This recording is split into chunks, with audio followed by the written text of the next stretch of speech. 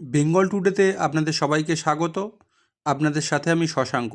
আপনারা দেখতে পাচ্ছেন যে সোনারপুর স্টেশনে যে কোনো ট্রেন ঢোকা মাত্রই যাত্রীরা কীভাবে হুড়মুড় করে নামতে থাকে এবং সামনে এই যে কালো প্লাস্টিকের যে ছাউনিগুলোর যে দোকানগুলো থাকায় তা যাত্রীদের যাতায়াতের ক্ষেত্রে প্রচণ্ড অসুবিধা হয়। এই জন্যে যাত্রীরা রেল পুলিশের কাছে অভিযোগ জানিয়েছে।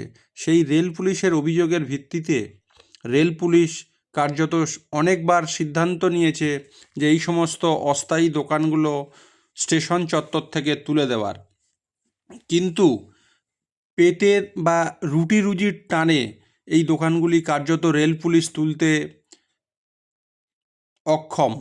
তাই রেল পুলিশের তরফ থেকে গতকাল একটি নোটিশ দেওয়া হয়েছে। সেই নোটিশে পরিষ্কারভাবে জানিয়ে দেওয়া রয়েছে যে বিশেষ বিজ্ঞপ্তি সকল অনুমোদিত দোকানদার ও হকারদের জানানো হচ্ছে যে বিগত 6 মাস ধরে আপনাদের বিভিন্ন তারিখে নোটিশ দেওয়া হয়েছে, যেমন 25/11/2025, 9/12/2025, 11/1/2026, 17/2/2026, 19/3/2026 এবং 30/4/2026 দোকানগুলি সরিয়ে নিতে বলা হলেও আপনারা সেই নির্দেশ মানতে ব্যর্থ হয়েছেন। অতঃপর আপনাদের জানানো হচ্ছে যে রাত 12 ঘটিকার মধ্যে আপনাদেরকে রেলওয়ে চত্বর খালি করে দিতে হবে। যদি আপনারা তা করতে ব্যর্থ হন তবে রেল কর্তৃপক্ষ আপনাদের সরাতে বাধ্য হবে এবং তার সমস্ত দায় আপনার নিজের হবে।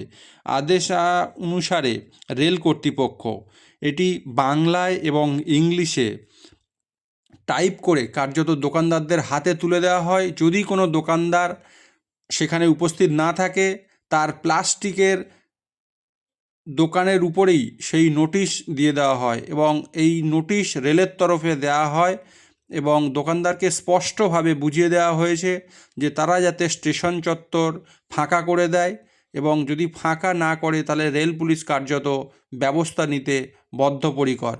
আপনারা দেখতে পাচ্ছেন সেই চিত্রই বেঙ্গল টুডেতে এক্সক্লুসিভ দেখাচ্ছি যে স্টেশন চত্বরে দোকানগুলো কীভাবে গজিয়ে উঠেছে। সাধারণ মানুষ যেটা জানাচ্ছেন যে কার্যত এই সমস্ত দোকান থাকায় তাদের যাতায়াতে অনেক ধরনের সমস্যা হয় এবং দোকানগুলি ফাঁকা করে দিলেই ভালো। কিছু মানুষ জানাচ্ছেন যে এটাও রেলের তরফ থেকে ভাবতে হবে যে কিছু সাধারণ মানুষ এখানে সারা বছর করে খাচ্ছিল, তাদেরও বাড়িতে সন্তান রয়েছে, তাদের পেটের দিকে তাকিয়ে রেলের তরফে কোনো যে জায়গা রয়েছে সেই জায়গার বিকল্প জায়গা হিসাবে ওদেরকে বসার ব্যবস্থা করে দিলে সেটা খুবই ভালো হয়। সেই চিত্রই আপনাদের দেখাচ্ছি, কি হয় সেটাই।